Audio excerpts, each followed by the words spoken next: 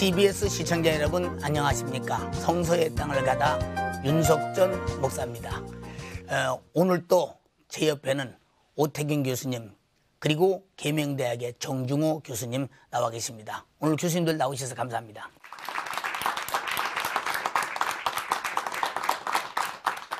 구약학계에서 정중호 교수님 하면 모르는 사람이 없을 정도로 아주 유명하신 교수님이십니다.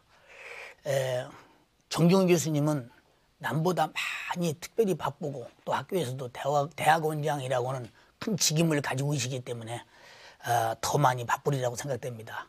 그럼에도 불구하고 저희 프로에 참여해 주셔서 참 진심으로 감사드립니다. 교수님 오늘 나와주셔서 감사합니다. 그리고 앞으로 진행 방향에 대해서 간단하게 말씀해 주시겠어요? 먼저 CBS를 사랑하시며 애청해 주신 여러분과 함께 만나게 되어서 반갑고요. 또 이 자리를 마련해 주신 윤 목사님과 CBS 여러분께 감사를 드립니다. 제가 맡은 그 분야는 이스라엘 지역의 마지막 부분과 요르단 지역인데 주로 성서를 살피면서 그 의미를 가지고 여러분과 함께 그 은혜를 나누고자 합니다. 오늘 교수님 해설 많이 기대가 되고 또 듣는 분들이 많은 기대를 하게 될 것입니다. 오늘 만나보실 곳은 골란고원입니다.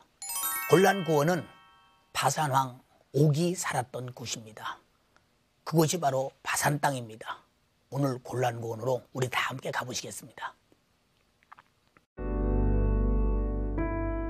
시리아 남서부에는 구약시대의 바산 땅이었던 골란고원이 있다.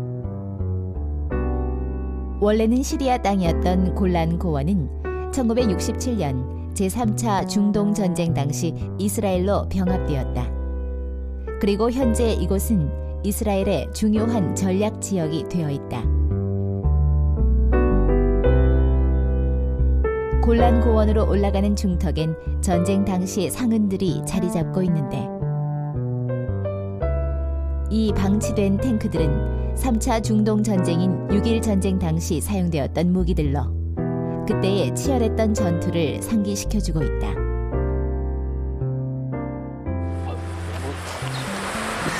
안 하나? 어떻게 이 쇳덩어리를 어떻게 끌고 다니나 그래? 여기 창동새를 보면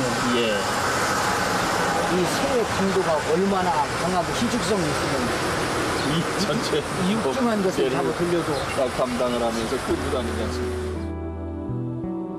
탱크들 사이로 자리 잡은 풍경은 평화로운데 이 평화로운 동네가 늘 불안해 그냥 떨고 한국에 소개되는 뉴스에도 이 지역이 많이 등장을 하지 않습니까? 네, 그렇죠. 네, 소개가 되고 있어요. 뭐 언제 미사일이 떨어질지 모르는 아주 항상 긴장 속에 사는 동네라고 합니다. 이처럼 이 땅을 되찾으려는 시리아의 시도는 무기들이 말해주듯 이곳에 전운의 기운을 늦추지 않고 있다. 6.1 전쟁의 격전지 골란고원은 고도 1200m 이상의 고산지대인데 전체 길이가 20km나 되는 이 넓은 고원을 자신의 군사 거점으로 사수하려고 하던 시리아는 허물어진 폐허처럼 이스라엘에게 격파당했다. 승리는 이스라엘의 것이었다.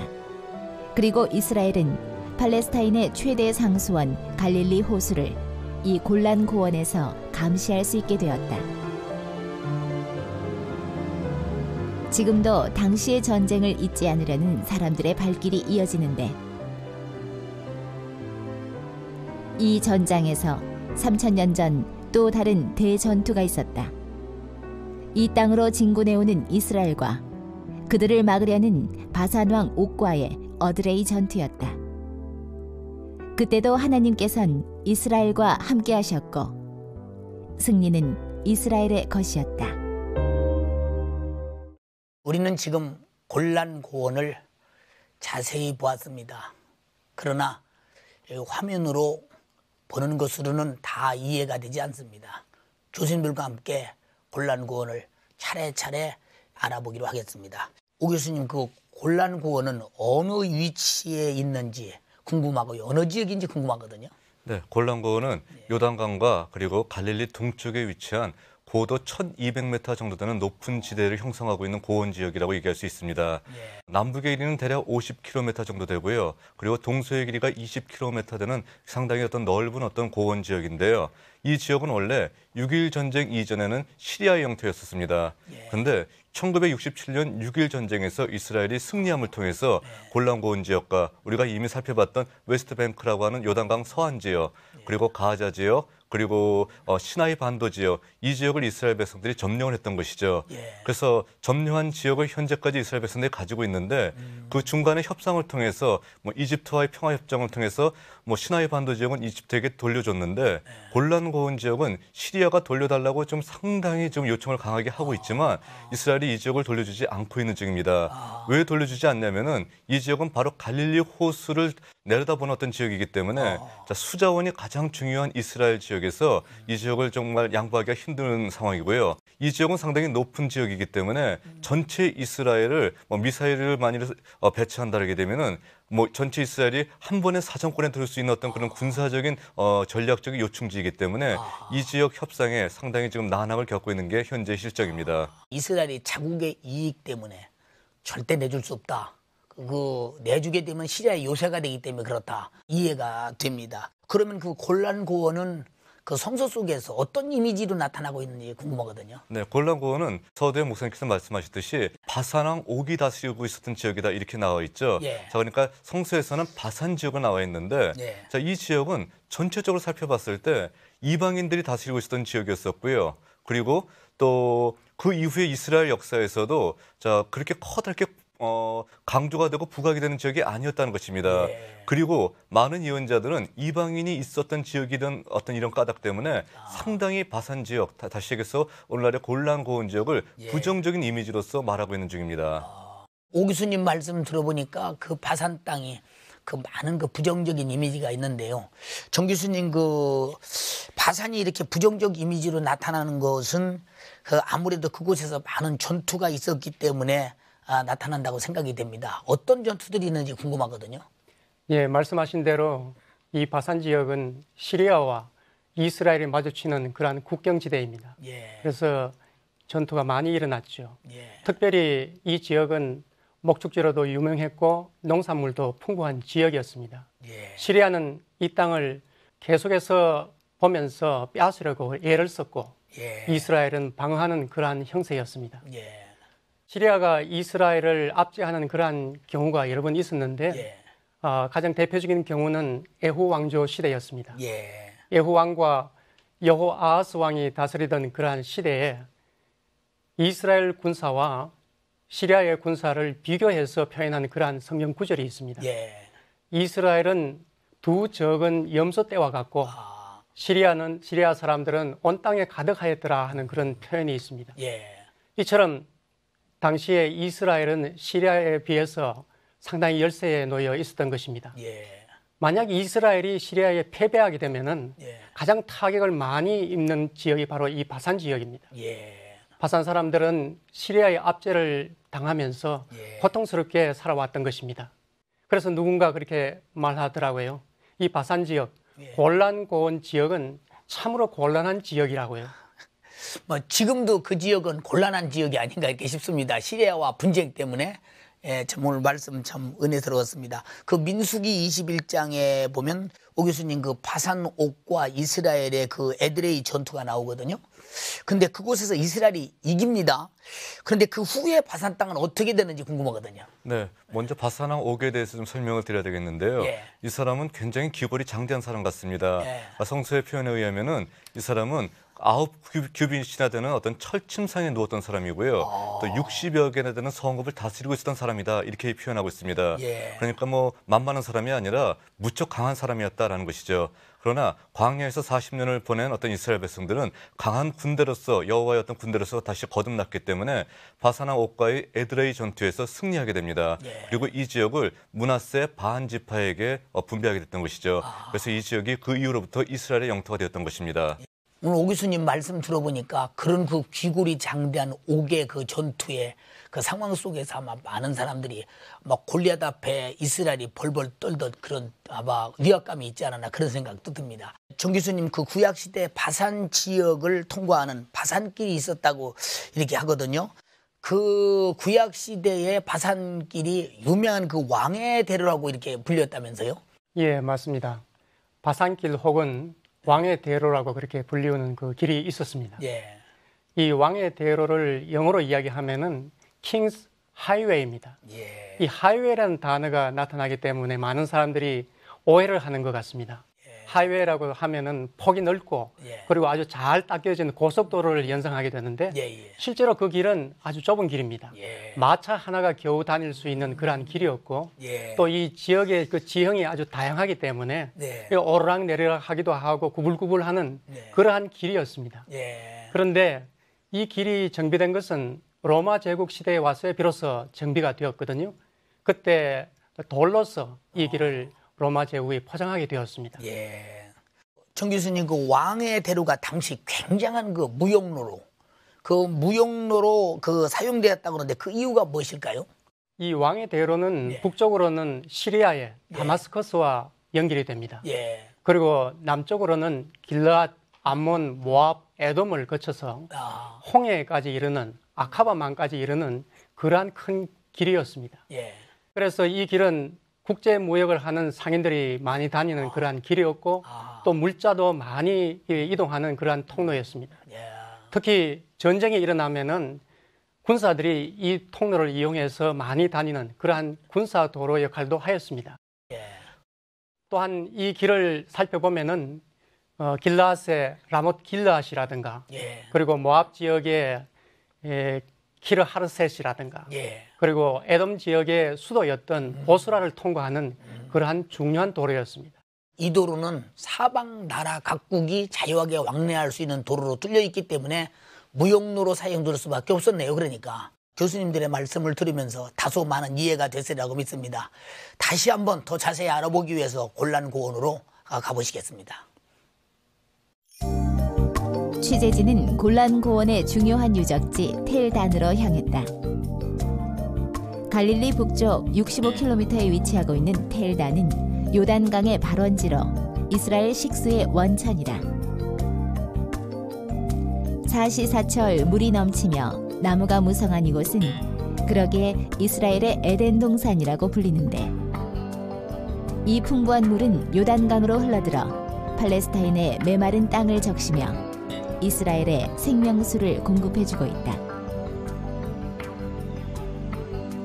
쭉쭉 뻗은 나무들은 머리를 맞대고 하늘을 가를 정도로 무성한데 이렇게 하나님께서는 자기 백성의 갈증을 해결해줄 식수를 이 나무숲에 준비해 주셨던 것이다.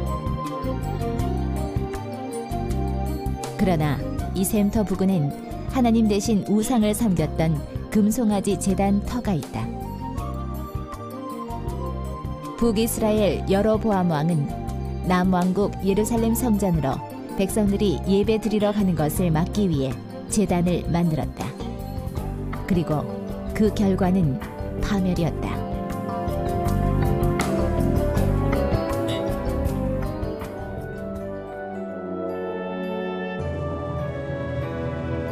너는 너의 이전 사람들보다도 악을 행하고 가서 너를 위하여 다른 신을 만들며 우상을 부어 만들어 나의 노를 격발하고 나를 내 등 뒤에 버렸도다.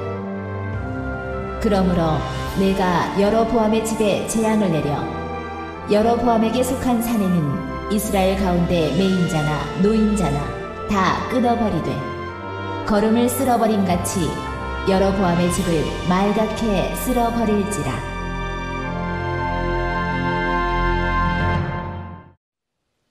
우리는 지금 화면을 통해서 골란고원을 보았습니다. 오 교수님 그 아모스 4장을 보면 가난한 자를 돌보지 않는 부자들을 향해서 아모스 선지자가 그 사마리아에 거하는 바산의 암소들이라고 이렇게 비난을 했거든요. 그 바산의 암소들이라고 비난하는 그 이유가 무엇일까요? 자, 아모스가 이렇게 비난했던 이유는 예. 골란고원의 지리적인 특성을 너무도 잘 알고 있었기 때문에 그런 비난을 했던 것 같습니다. 예. 골란고원 지역은 우리나라의 대관령 지역 같이 고냉지 지역입니다. 그러니까 고냉지 채소나 아니면은 가축들이 아주 잘 자라고 있는 어떤 그런 장소라고 얘기할 수 있겠죠. 이스라엘의 다른 지역과 비교해 봤을 때 다른 지역은 광야에서 오아시스를 찾아다니면서 풀 뜯는 어떤 그런 황소와 비교했을 때 네. 골란고원은 늘 푸르르고요. 또 가축이 자라기가 굉장히 좋은 장소이기 때문에 그렇지. 네. 다른 지역과 비교했을 때 굉장히 살이 통통하게 찐 어떤 이런 암소들이 또는 숫소들이 굉장히 많은 지역이 바로 이 골란고원 지역입니다. 예. 그런데 골란고원 지역은 아까도 얘기했지만 상당히 구약 성서에서 부정적인 이미지를 비춘다는 것이죠. 예. 그러니까 부정적인 곳에 살고 있는 어떤 튼튼한 어떤 소다라고 했을 때 뭐 좋은 이미지가 아니겠죠. 그러니까 가난한 자를 돌보지 않고 자기 배만 채우고 있는 부자들을 향해서 아모스 선지자는 바산 땅에 사마리아 성에 거하는 바산의 암소들아라는 어떤 이런 비난을 하게 됐던 것입니다. 예. 오늘날 우리도 그런 교훈을 따라서 참 가난한 자를 좀 돕고 또 영적 생활을 부유한 자들은 또 영적 생활로 또 가난한 자들을 도와서 영육 간에 뭐 부유한 자들이 좀 도왔으면 좋겠다. 그런 메시지도 되네요. 정 교수님, 이 바산 지역에 우리에게 너무도 잘 알려주는 삼손이 나온 단지파와 관련이 있다고 하는데 그것에 대해서 교수님 말씀해 주시겠어요? 예, 삼손은 단지파 출신의 그 영웅이며 또 예. 사사였습니다. 예. 그리고 그 삼손은 평생 동안 블레셋과 싸운 그러한 예. 사사였죠. 그런데 이 이야기를 들어보면은 한 가지 혼란스러운 면이 있습니다. 무엇이냐 하면은 예. 지금 현재 단 지역에 있는 이 바산 지역에는 삼손이 출생한 소라라는 지역도 없고 예. 그리고 그 주위에는 블레셋이라는 그러한 사람들도 없습니다. 왜냐하면은 원래 이 단지파들은 이 북쪽에 있지 않고 원래는 남쪽에 살고 있었습니다. 예. 예. 에브라임과 베냐민 지파의 그 서쪽의 해안 지역에 이 단지파가 살고 있었습니다. 예. 그래서 사사기에 보면은 그 단지파 사람들이 그 북쪽에 좋은 땅이 있다는 것을 소문을 전해 듣고 정탐꾼을 보내고 그 정탐꾼이 돌아와서 보고한 후에 단지파 사람들이 모두 이제 이동을 하게 되는데 그 이동하는 장면이 사사기에 잘 나타나 있습니다. 예. 한 600여 명 되는 군인들을 중심으로 해서 단지파가 이제 에브라임 산지를 이동을 해 나갈 때에 예. 그 산지에 있는 미가라는 집에 들어가서 예. 그 신상과 애복과 드라빔을 약탈한 그러한 장면이 사사기에 나와 있습니다. 그러네요. 그렇게 말씀드리니까 이해가 충분히 됩니다. 오 교수님, 현재 바산 지역에는 아마 그 정도의 여러 가지 전쟁도 있고 삼손의 얘기도 있고 여러 가지 얘기가 많이 나오는 걸 보면 어떤 유물들이 있을 것 같은데 어떤 유물이 있는지 궁금하거든요. 골란고원과 인접해 있는 갈릴리 북부 지역에는 지금 방금 정 교수님께서 말씀하셨던 텔단이라고 하는 지역이 있는데 예. 그 텔단이 바로 단지파가 만들었던 단이라는 지역입니다. 예. 이 지역은 이스라엘 역사에서 상당히 어떤 중요한 어떤 위치를 차지하고 있는 지역입니다. 예. 왜냐하면은 이스라엘 영토를 얘기할 때 단에서부터 브에세바까지다 이렇게 얘기하고 있거든요. 예. 그랬을 때 단이라고 하는 것은 이스라엘의 북쪽의 한계 지역입니다. 예. 그러니까 이스라엘 영토의 가장 북쪽 지역을 지칭하고 있는 어떤 지역이기 때문에 상당히 어떤 위치적으로도 중요한 어떤 위치를 차지하고 있다 얘기할 수 있습니다. 그런데 이 단이라고 하는 지역은 바산 지역에 상당히 부정적인 이미지가 있듯이 단도 성서에서 굉장히 부정적인 이미지로서 나타나고 있습니다. 왜 그러냐면은 바로 이 지역에서 북이스라엘을 처음 세웠던 여로보암이 베델과 단에 금송아지 신전을 만들어 놓고 이스라엘로 하여금 섬기게 했던 잘못이 있었던 그 장소라는 것이죠. 그러니까 단이라고 하는 장소는 성서에서 봤을 때 중앙 성소를 어기게 만들었던 바로 그 아주 죄가 많은 어떤 도시로서 성서에서 내내 아주 부정적으로 평가를 받고 있습니다. 현재 텔단 지역의 유물로는요, 텔단 지역 도시 자체가 아주 발굴이 잘 되어 있습니다. 그래서 그곳에 가보게 되면은 이스라엘의 어떤 요단강의 발원지로서 항상 사시사철 풍부한 양의 물이 흐르고 있는 어떤 그런 계곡을 볼 수가 있고요. 그 주변에 성터들 아니면 성문들 등등이 굉장히 많이 잘 발굴되어 있고 가장 중요한 것이 이 당시에 금송아지를 세웠던 제단이 아닌가라고 추정되는 자리가 발굴이 되어서 현재는 모형이 그 자리를 지키고 있습니다. 그렇군요. 그런 모형이 있기 때문에 그런 유물이 지금도 나오고 있군요.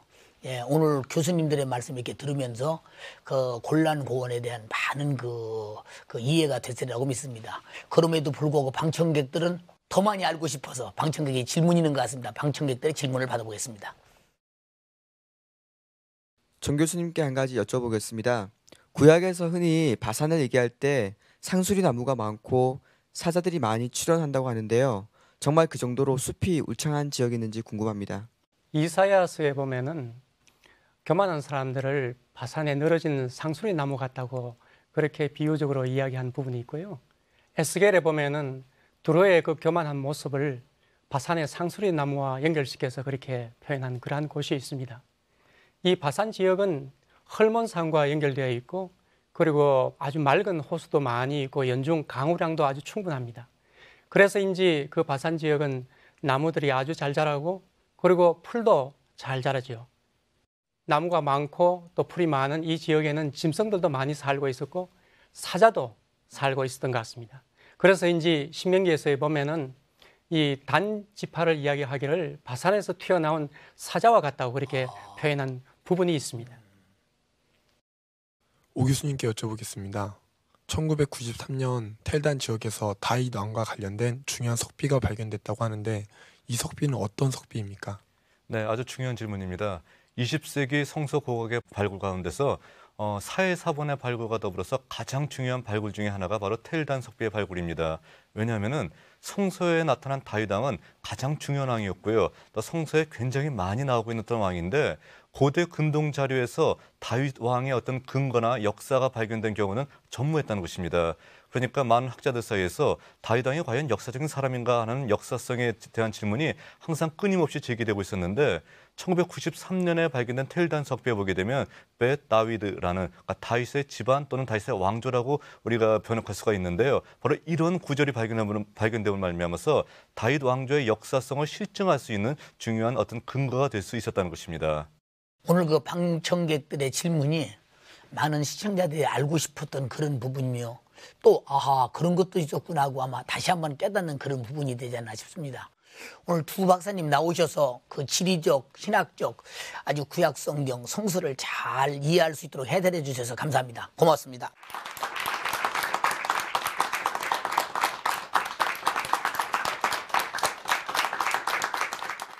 골란고원 바산 지역은 지형적으로 또 지리적으로 상당히 시리아에게도 중요하고 이스라엘에게도 중요한 지역입니다.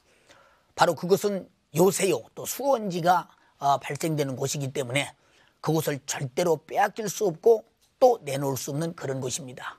그곳으로부터 많은 부유와 풍요로움을 누릴 수 있기 때문입니다. 우리 예수 믿는 사람들은 다 우리에게도 빼앗기지 않을 믿음이 있습니다. 바로 주 예수 그리스도입니다. 그분은 우리의 생명의 샘이요 생명의 떡입니다. 우리는 끝없이 믿음 안에서 그 예수 그리스도를 믿는 믿음을 빼앗기지 않고 그 은혜 안에서 평생 영육간에 복된 여러분이 되시기 바랍니다. 감사합니다. 다음 시간에 또 뵙겠습니다.